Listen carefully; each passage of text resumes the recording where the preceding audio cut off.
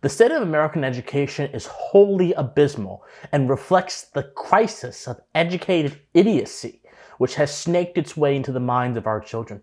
And it's up to us to understand where this comes from and how to fight this in the best way possible. Many of you have seen the viral story where 12-year-old Jaden in Colorado went to school with a Gadsden flag patch on his backpack and was ejected from his class by a pretentious, know-it-all, educated idiot of a teacher. And yes, I will use those harsh terms to describe that person because that is the only language they really deserve. They actually deserve harsher words than that, but I'm going to be kind and try to be a little bit civil with how I say this.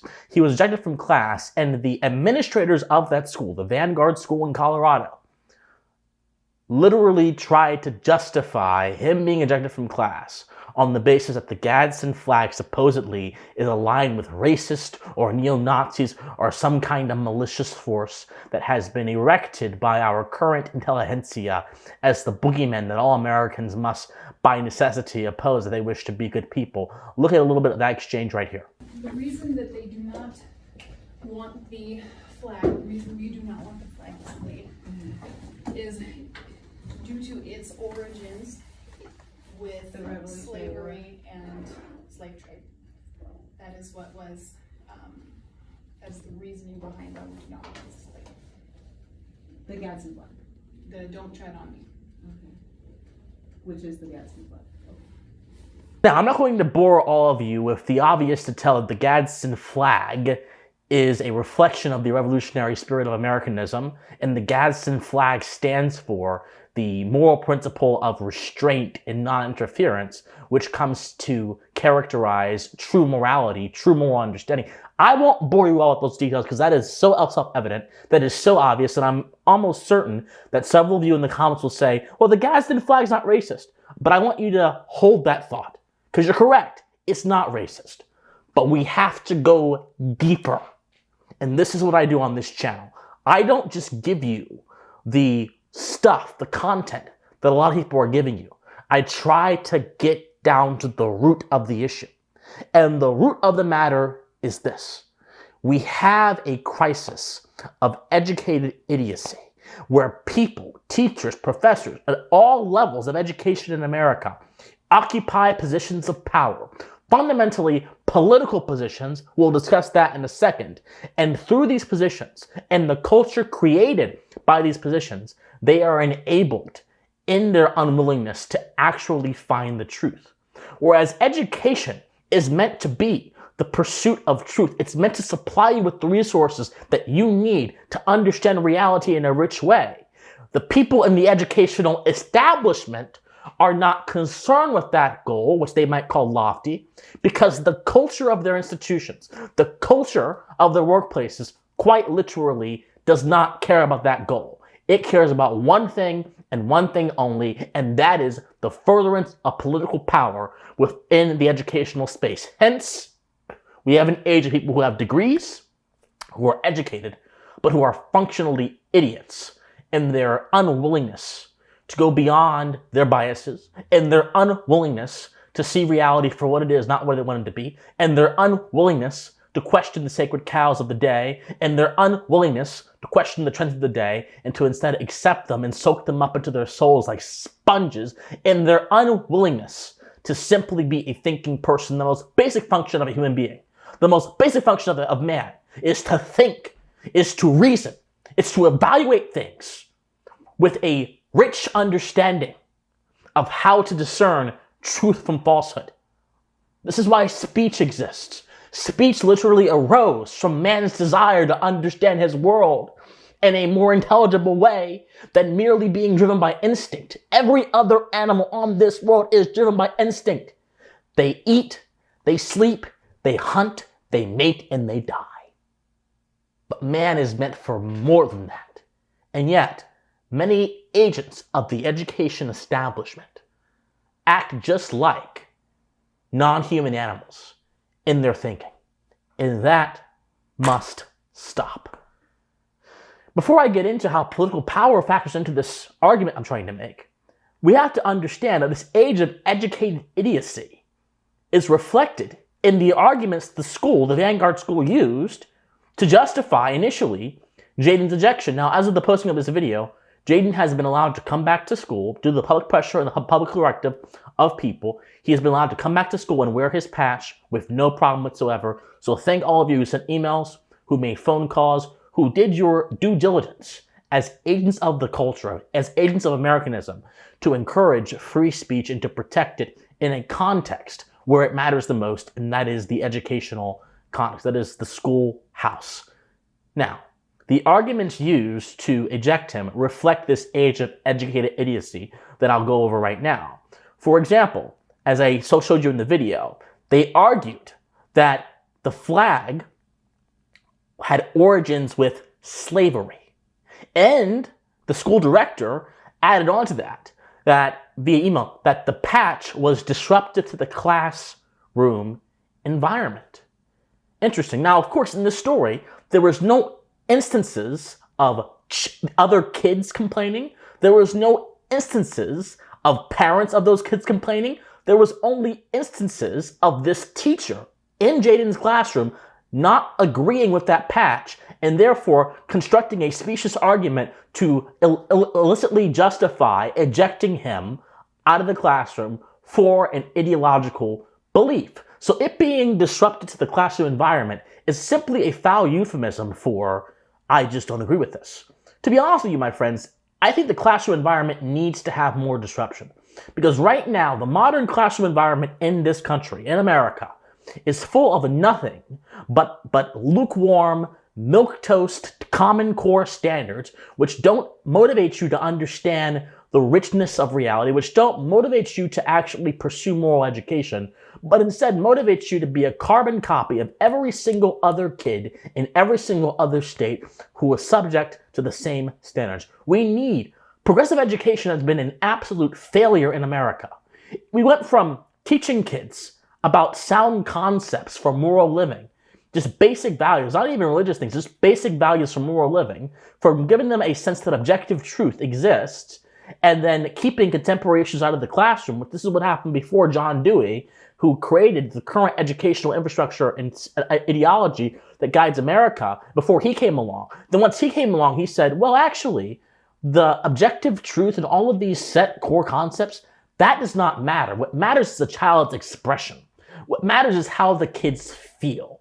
This is one of the reasons you have seen around America schools try to justify not telling parents if their child is experimenting with thoughts of sexuality or other kind of deeply intimate things. They justify it, and we've had teachers literally say this on the basis that children have the right to come out when they want, and they have the right to express themselves. Well, children are not the same as adults, and children are under the stewardship of their parents, and no one but the parent has legitimate right, except in a few circumstances, to raise that kid and to decide the course of their future. The parent is meant to guide the kid, but progressive education says that the kid is higher than the parent, and who is the interpreter? Who is the priest of the child's expression? The teacher. This is how getting rid of objective standards quite literally deteriorates the system meant to rear them into being people who can be productive and understand reality. It's a system that is literally killing them, that is literally destroying their development by putting them on a footing they don't have the ability to be on yet. And yet, that same phenomenon is rejected here because Jaden's personal expression offended the teacher. The many inconsistencies of progressive education are startling. Let's go on. But then they eventually made that the flag emerged in a non-racial context, as Connor Boyack of Libertas Institute says in his tweet. But they went on to say, the historic origins and meaning of the symbol, it has been sometimes interpreted to convey racially tinged messages. Then the director went on and argued that the flag is associated with hate groups, and basically cited some poorly written article by some woke scholar, and the article claims that some see the Gadsden flag as a symbol of intolerance and hate or racism. So here's the fundamental question here, that no, you won't get this from any teacher in any public school in America, most likely not. Can you be in the presence of evil and still maintain goodness? Can you be in the presence of evil and not be evil yourself? If the Gadsden flag is inherently a virtuous symbol of the proper understanding of moral restraint, because all morality comes down to justice, and justice comes down to respecting what others have and not interfering in their lives. So, by deduction, if you don't understand the principle of moral restraint, you can't be a moral person. The Gadsden flag is all about moral restraint. Don't tread on me. Leave me the hell alone.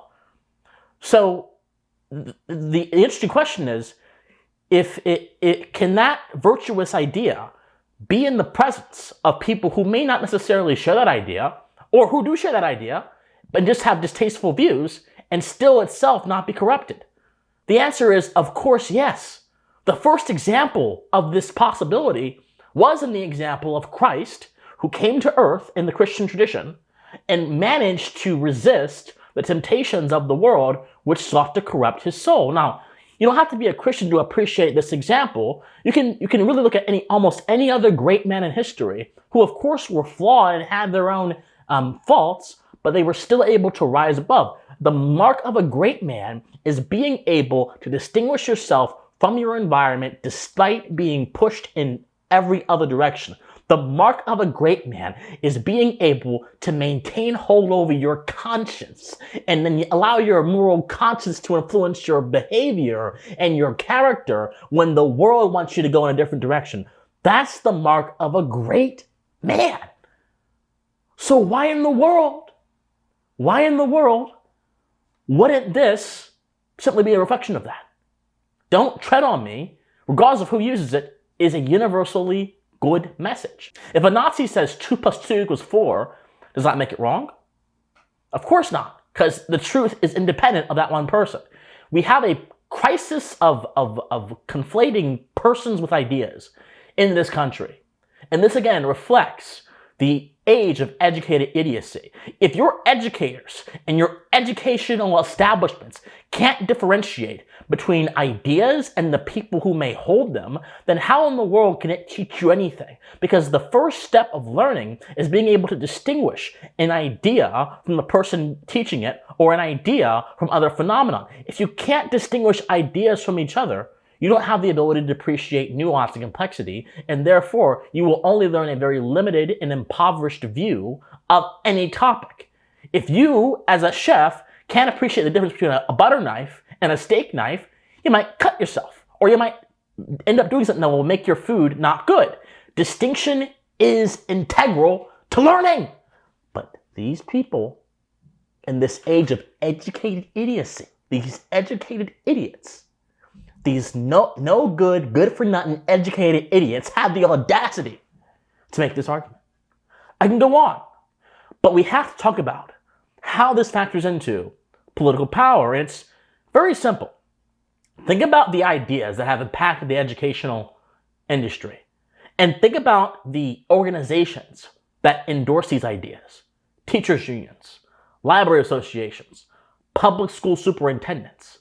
All these organizations, particularly the unions and superintendents, have opposed the ability of parents to be able to choose where they want to take their kids to school. If you go to Chicago, the superintendents who preside over failing, horribly rotting schools say that they must be funded and kids must go there because public education is important. So it presumes collectivism and trying to justify a disservice to children, which is quite weird. The individual children is not what matters, but the community is what matters, so to speak. But that's the ethic of many public school superintendents. Let's go beyond that. The National School Board Association and the National Education Association, both two very prominent organizations, one of which represents the largest amount of teachers in the country, and the other of which represents the largest amount of school boards in the country. Both of these organizations have expressed a willingness to endorse ideals which are not educational in nature, but seek to indoctrinate people into worldviews that have nothing to do with helping them become a better person.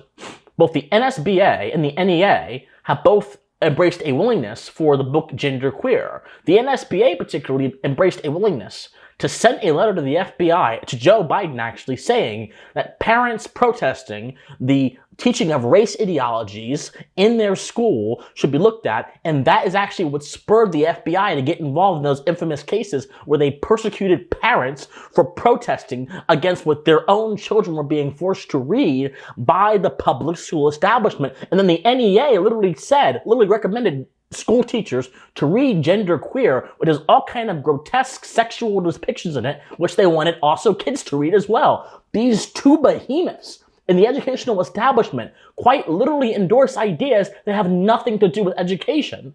So if we think about that and we understand the nature of the NSBA and the NEA, they are political organizations. Politics, I'm getting somewhere today, guys. Politics is the science of power. It's the science of how power functions and how it is applied in the context of governance. Therefore, it's a science. But this science is not like any other science where the subject is distant and you are just observing it. No. This science is a peculiar science that you yourself become involved in. You are both the subject and the object of the experiment, so much so that this leads to you being impacted by the experiment as opposed to you impacting the experiment. Christian, what are you trying to say? I'm trying to say that power corrupts. And I'm trying to say that the considerations of power, especially political power, are not going to always be in line and oftentimes are hostile to the considerations of a child's educational and intellectual and moral well-being. That's what I'm trying to say. Public education is a product of a totalitarian system.